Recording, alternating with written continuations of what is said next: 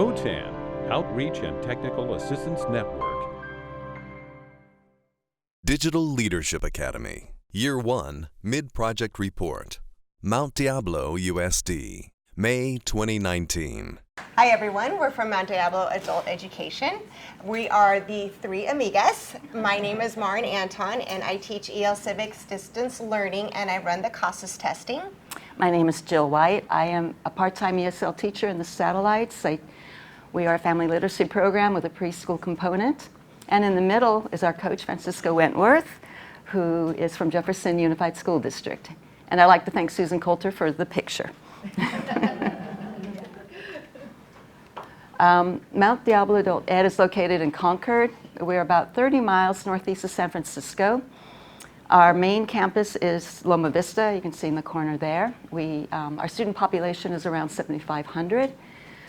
Mara and I focus on ESL. That is the biggest department. We get this year we had 2,118 enrolled students with 86 countries represented. Very diverse. Our DLAC proposal. Right. Okay. So for the hybrid and blended bridge class. So a year ago we had an ESL basic computer class. I taught it out in the satellites. It was multi-level from beginning low to advanced English. And this year we decided to use this curriculum to make it a blended class. We brought it to our main campus. And we added Burlington English and typing.com. And it's a bridge class, so it segues to our CTEC program, to our Office Professional. And we added the typing because most of the classes in the CTEC require 25 words per minute, and they actually prefer 35. Second part of our DLAC proposal goal was to revamp our current ESL and citizenship distance learning curriculum.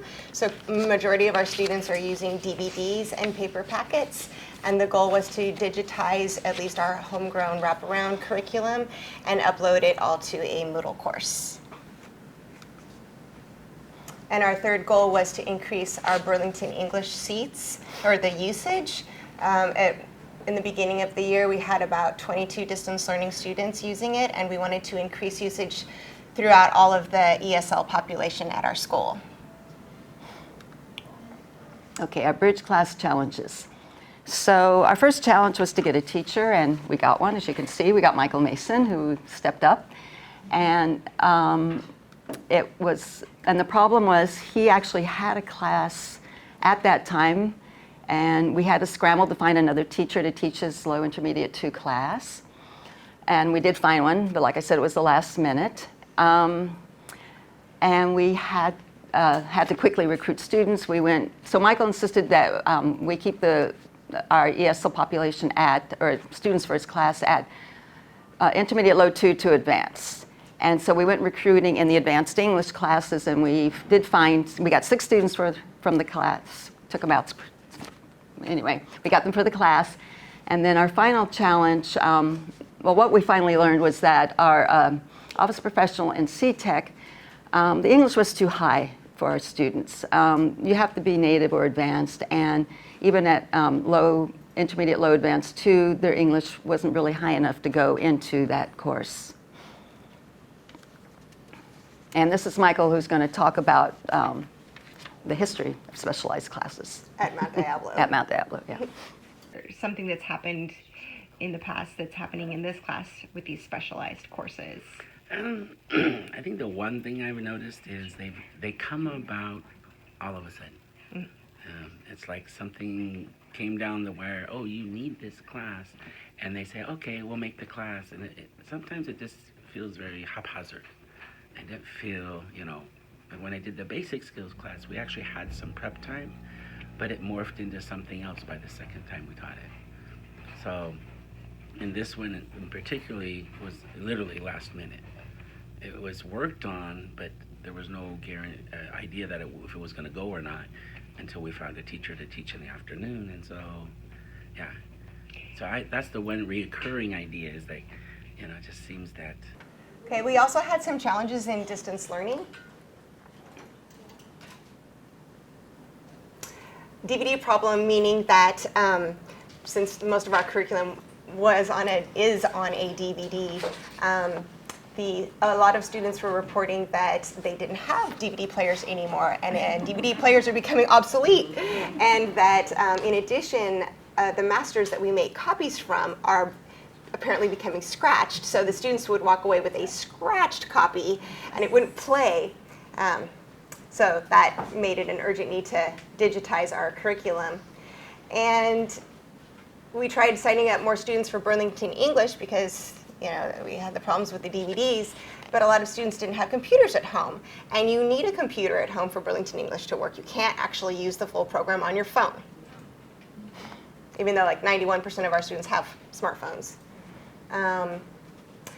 We wanted to digitize and put all of our lessons, or we did digitize our lessons. We wanted to put them up on a Moodle course, but there really wasn't time or funding for that curriculum development as of yet. And so then we turned to some other resources, free resources like USA Learns and PET on Moodle through OTAN, so that our students could have another version. But it took so much time to give students email addresses, give them log-on username, show them how to use the program during the distance learning lesson that we couldn't pull it off, and we didn't have an established orientation to take care of that process ahead of time. So we had a few roadblocks. This is a distance learning student who will talk about how she really enjoys the one-on-one tutoring in distance learning and how she enjoys the Crossroads Cafe curriculum, which is on a DVD. Tutorial, I mean one-to-one, teacher and me.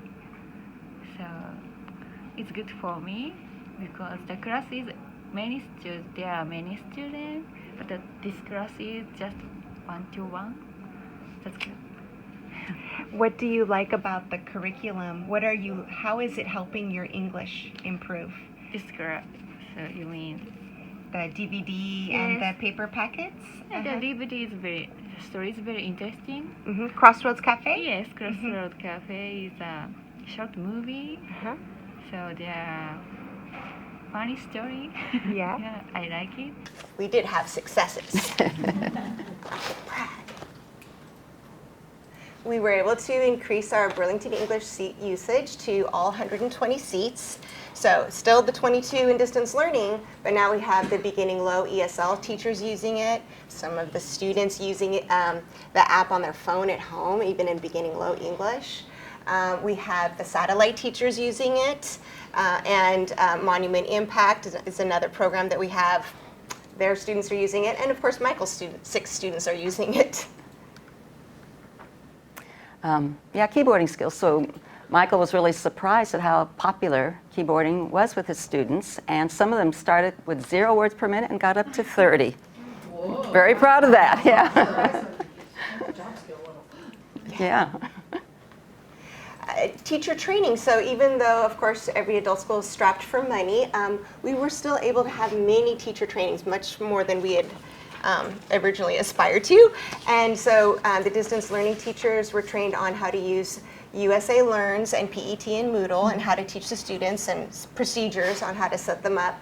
And then we had the opportunity for OTAN to come out to our school and have 3 sessions on Google training. So we hope to continue that next year. In addition, we were able to organize our first ever distance learning orientation that we will be having a distance learning summer school, and that's our only summer school offered. And so at that orientation, we'll be able to sign up the students to all of the online resources and save the time when they're in the session. This is our distance learning crew, distance learning team we call.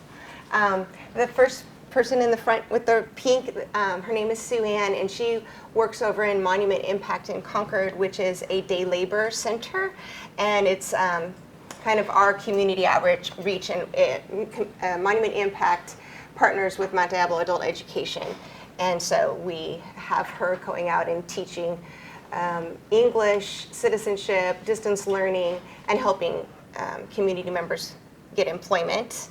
And the next person is Lucia. She teaches citizenship and distance learning at our school. And then Rosemary, she works also in a satellite teaching distance learning at a library. And Jean at the end, and she works on our main campus teaching distance learning. And so this is a picture of them having the training.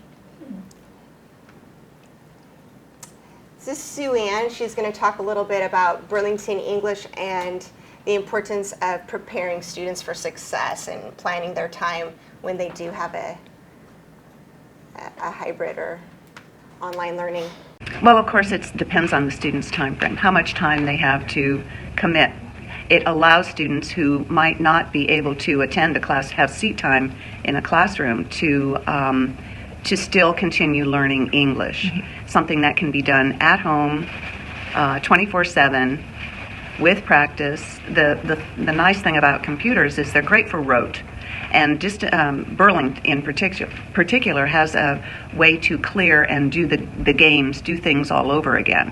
So if they don't like the score they got the first time, they can keep practicing. I tell my students that they're probably going to spend at least 10 hours at the computer over the week doing the program, and then maybe a couple more hours doing their paperwork. So thanks to our participation in DLAC, we were able to come up with some resources and surveys that we sent out and collecting student emails. These are all linked. These are some things that we worked on. Shared Google site for distance learning students, and a teacher OneDrive account to share resources. So these are some things that we'll share with the sites. And we have some future plan modification. Okay, go ahead. Oh, that's Hit the button. Okay. Yeah. All right, so for our bridge class, so what we realized, we are changing our pathway from bridging to C-Tech and Office Professional, because that's too big a jump. We're going to go to Allied Health, and we're going to bring in another teacher, Nora. She will work with Michael, so Michael will continue with ESL and the computer basics, and Nora will teach the health part. And we feel that this will be a much smoother transition for the students, not such a big jump. And then our recruiting will go out to the high school area, and as well as ESL. And we hope to put it on Canvas. And Nora is big on Quizlet. I think almost her whole class is Quizlet. And for distance learning, increasing our online curriculum use, of course. We're going to try to put our digitized curriculum maybe on the cloud, maybe with YouTube, so students can use it with their cell phones. And keep working on that shared platform. Final words from Paige Indo, our other member of our DLAC team, about the influence of DLAC on our district. I was wanting to ask you a few questions about how DLAC has helped support the work of our school, especially in ESL.